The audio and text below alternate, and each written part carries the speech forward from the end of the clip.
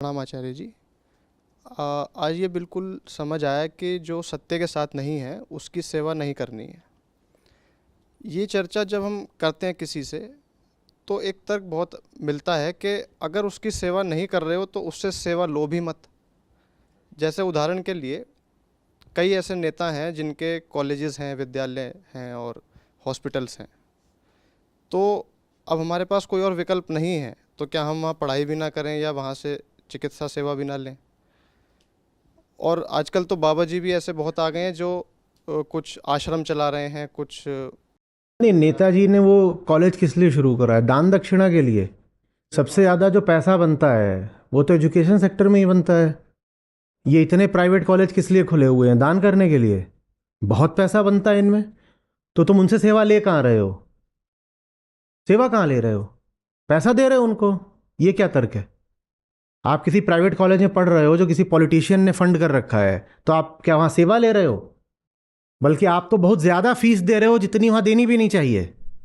तो ये क्या तर्क है कि उनसे सेवा लो मत? आप सेवा दे कहाँ, आप ले नहीं रहे हो, सेवा दे रहे हो आप तो। ये जो उल्टे पुल्टे कॉलेज खुले पड़े हैं सब, ग्रेटर नोएडा में ही देखो, इंजीनियरिंग के इतने कॉलेज हैं, इसमें जाके तुम इतने इतने लाख दे आते हो। वो इस लायक है कि उनको इतनी फीस दो? और ज़्यादातर के साथ पॉलिटिशियन जुड़े हुए हैं। तो ये क्या है कि उनसे सेवा लो भी मत? कहाँ ले रहे हो सेवा? ले कहाँ रहे हो? कईयों ने अस्पताल भी खोले हुए हैं, तो अस्पताल में क्या मुफ्त में इलाज हो रहा है? सेवा थोड़ी कर रहे हो तुम्हारी भाई। जी, ये बात तो आपकी ठीक है कि हम उनको पैसा दे रहे हैं, लेकिन इसका एक और मैं अभी शुरू कर रहा था। जो बाबा जी आजकल बहुत ऐसे काम करते हैं कि या तो कोई वो आश्रम बनाएंगे या कोई चिकित्सालय बनाएंगे जहाँ मुफ्त इलाज होगा, या कोई विद्यालय गुरुकुल बनाएंगे जहाँ मुफ्त पढ़ाई होगी। तो क्या वहाँ पे भी हम ना जा कर के इलाज कराएं? देखो बेटा, बहुत साधारण सा सिद्धांत है संसार का। When the product is free then you are the product. बाबा जी तुम्हें कुछ मुफ्त में नहीं दे रहे हैं। तुम वहां जाते हो, बाबा जी से मुफ्त में पाते हो, और फिर बाबा जी की चरण वंदना करते हो। वहां पर तुम्हें कुछ मुफ्त में नहीं मिल रहा है। हालांकि वहां जाना मत करो, बाबा जी का अस्पताल है। पता नहीं वहां क्या तुमको खिला पिला दें। जाना वहां नहीं चाहिए, पर दूसरे कारण से। बाबा जी कोई विज्ञान में तो विश्वास रखते नहीं हैं कि कटिंग एज मेडिकल रिसर्च का कोई वो इंस्टीट्यूशन खोल शुरू करेंगे। वो जहाँ जाओगे वहाँ तुम्हें भस्म भभूत राख पता नहीं क्या खिला दें चिकित्सा के नाम पर, तो इसलिए नहीं जाना चाहिए। लेकिन वो तुम्हें जो भी कुछ खिला रहे हो मुफ्त नहीं है। तुम्हारी समस्या ये है ना कि तुम्हें समझ में नहीं आता कि तुम लुट कहाँ रहे हो। जैसे जिंदगी भर तुम पर लोगों ने एहसान जताया है, तुम किसी का भी एहसान बहुत जल्दी मान लेते हो। जो तुम्हें कुछ नहीं दे रहा वो तुम्हें सफलतापूर्वक जता जाता है कि तुम्हें बहुत कुछ दे रहा है। और जो सचमुच तुम्हें कुछ दे रहा होता है, वहां तुम देख ही नहीं पाते कि वहां मुझे क्या मिल रहा है। तन मन जो तो को दियो तासे नेहु नकीन। जिससे सब कुछ मिल रहा होता है वहां नहीं दिखाई पड़ता कि सचमुच तो यहां मुझ उपकार हो रहा है। वो नहीं दिखाई पड़ता। जहां कुछ नहीं दिख रहा वहां पे एहसान मान लेते हो। क्यों मान रहे हो भाई एहसान? तुम्हें क्या मिल रहा है वहां पर? तुम्हें क्या मिल रहा है? You are the product. तुम ना हो तो क्या बताएंगे कि तुम हो किस लिए? कोई पूछेगा कि क्या करते हो, तो क्या बताएंगे? देख, यही तो बताएंगे, देखो ये है, ये गौशाला खोली है, उसमें गायें हैं। और ये बैलशाला खोली है, इसमें बैल बुद्धि वाले इंसान आते हैं और बाहर जाके मेरा यशोगान गाते हैं। 300 400 500 हो गया। या भंडारा चला दिया है तो लोग आकर के खा पी लेते हैं। इतनी जल्दी उपकार मत मान लिया करो किसी का।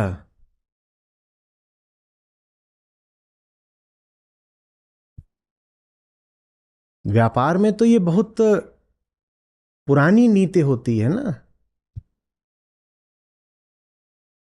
इसको मैनेजमेंट जब पढ़ाया जाता है तो इसको बोलते हैं loss leader concept. Loss leader. जैसे मैकडोनल्ड्स का आलू टिक्की बर्गर, 20 रुपए 20 रुपए, अब पता नहीं कितने, अब कितने का आता है, पता नहीं, जितने का भी है। जब मैं पढ़ाई कर रहा था उस समय 20 रुपए का आता था, और बाकी बर्गर हैं वो 100-80 रुपए से शुरू होते थे। तो ये लॉस लीडर कहलाते हैं। तुम वो खाने के लिए घुसोगे और भी कुछ खा लोगे। 20 रुपए दिखा के कहा जाएगा अंदर तो आओ, और फिर अंदर जाओगे तो कोक भी तो पियोगे और भी चीजें लोगे, और वो इतना सा होगा तो उससे पेट तो भरेगा नहीं, और खाना शुरू कर दो, लगेगा चलो यार निकालो 100 का पत्ता कुछ दूसरी चीज।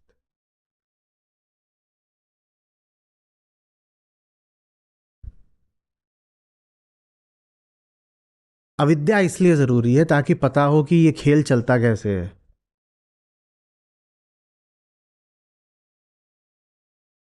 जहां कहीं तुमसे कुछ नहीं लिया जा रहा वहां समझ लो बहुत ज्यादा लिया जा रहा होगा। वो बाबा जी तो गीता मुफ्त पढ़ाते हैं, आचार्य जी ने क्यों कहा है कि कम से कम 3 रुपए का तो अनुदान कर दो, 300 रुपए का क्यों बोला है? क्योंकि तुमसे 300 ही देने को कहा जा रहा है। तुम्हें पता भी नहीं बाबा जी के यहां तुम लाखों दे आ रहे हो मुफ्त के चक्कर में। यहां बात सीधी है, संस्था चलती है तुम्हारे ही लिए चलती है, तुम्हारा ही पैसा लौटकर तुम तक ही जाता है। एकदम ही गरीब हो तो भी 300 रुपया तो कर लोगे खर्च। और आप ही लोगों से बात करते करते एक बार बात शुरू होती थी, मैं कहता था अरे कम से कम 1000 तो कर लोगे, फिर फिर 500, कम ही तो होता जा रहा है। पर जितना भी होता जा रहा है उतना बताकर होता जा रहा है। ये है क्योंकि भाई यहां कोई नेता आकर के पोटली नहीं रखने वाला कि चुपचाप नेताजी को वोट दिलवा देना। आचार्य जी आपका प्रभाव हो गया है, कुछ ऐसा कर दो। चुनाव तो लगातार चलते ही रहते हैं कि नेताजी के वोट बढ़ जाएं, और ऐसा तो नहीं है कि आचार्य जी के पास नेताजी आते नहीं होंगे, पर चूंकि वहां से कोई पोटली नहीं लेनी है तो इसीलिए आप लोग ही रुपया दोगे। नहीं तो आपके लिए मुफ्त करा जा सकता है, बोलो कर दें सबके लिए। मुझे कुछ नहीं है, सेठ जी नेताजी दोनों से बड़ी पोटलियां आ जाएंगी, लेकिन फिर गीता के नाम पे मैं कुछ और पढ़ा दूंगा आपको। बोलो चाहिए? और आप जाके मेरा गुणगान भी करोगे कि आचार्य जी तो मुफ्त गीता पढ़ा रहे हैं। मुफ्त कुछ नहीं होता। जहां कुछ मुफ्त दिया जा रहा हो बिल्कुल सतर्क हो जाओ कि बहुत बड़ी धांधली हो रही है। कोई उपकार नहीं कर रहा। हाँ, यहां पर जो खर्चा है वो सामने बता दिया जाता है कि है।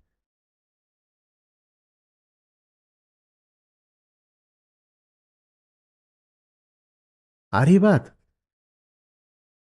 एक और तो कहते हो कि निष्काम कर्म बड़ी मुश्किल बात है, दुनिया में सब सकामी होते हैं, कहते हो ना, खुद ही कहते हो।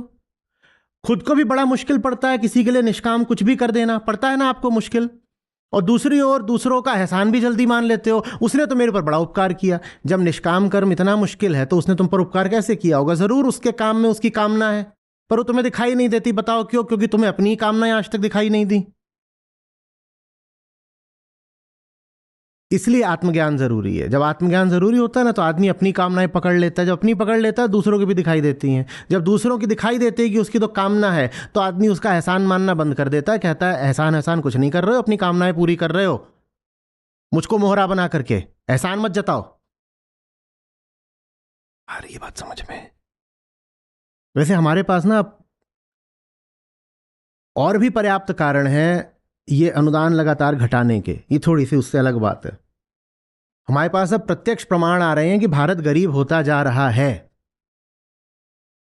भारत गरीब होता जा रहा है तो लोगों से अनुदान मांगना तो और कम करना पड़ेगा ना।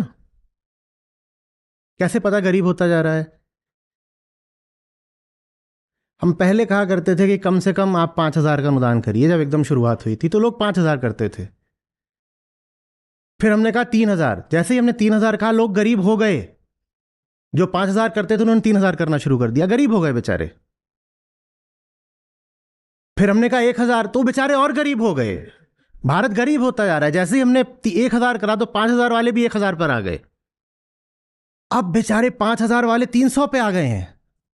सोचो भारत की दुर्दशा। आम जनता कितनी गरीब होती जा रही है।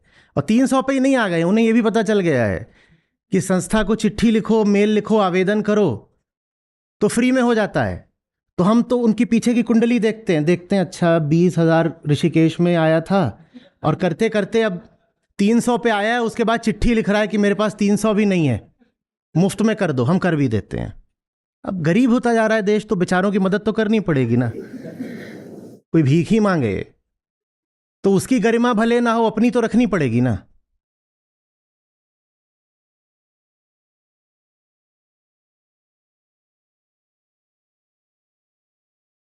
पर बाबा जी महान है। लूटो आचार्य जी को, महान बाबा जी हैं।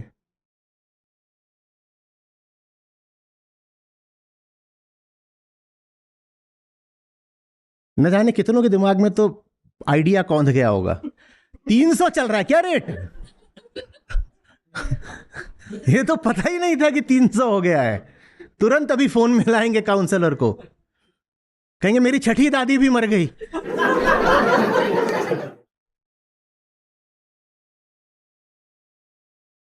कम कर दो।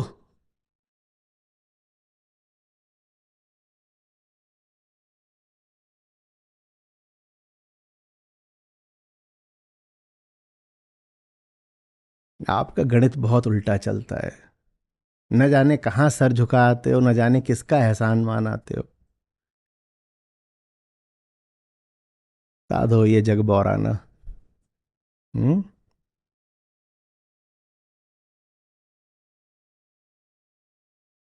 बौरे ही हो। हम्म।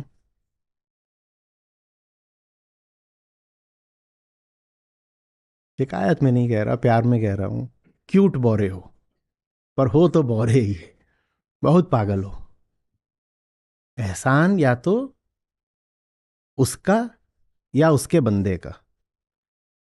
बाकी दुनिया को तो चढ़ने आए तो आंख दिखाओ और उठने आए तो हाथ बढ़ाओ। ये जो जगत है ना, इसके साथ यही दो रिश्ते ठीक हैं। आके तुम पे चढ़े तो हड़का के भगा दो। हाँ, तुम्हारे सामने विनम्र होके कहे कि सहारा दो, तो करुणा के नाते हाथ बढ़ा दो।